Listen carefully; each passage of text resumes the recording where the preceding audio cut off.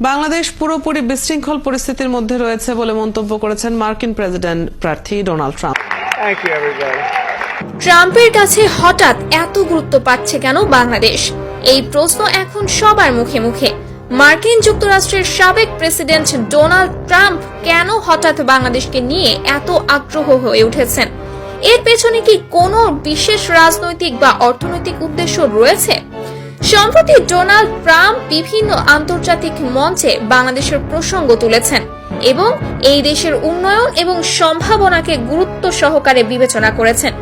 বিশেষ করে দক্ষিণ এশিয়ার রাজনীতি এবং অর্থনীতিতে বাংলাদেশের ক্রমবর্ধমান ভূমিকা মার্কিন যুক্তরাষ্ট্রের মতো পরাশক্তির দৃষ্টিতে পড়েছে। রাজনৈতিক বিশ্লেষকরা মনে করছেন বাংলাদেশের ভূ রাজনৈতিক অবস্থান, অর্থনৈতিক প্রবৃদ্ধি এবং অবকাঠামোগত উন্নয়ন ট্রাম্প প্রশাসনের নজর কেড়েছে। বাংলাদেশের অর্থনৈতিক প্রবৃদ্ধি এবং বিভিন্ন সেক্টরে উন্নতির পাশাপাশি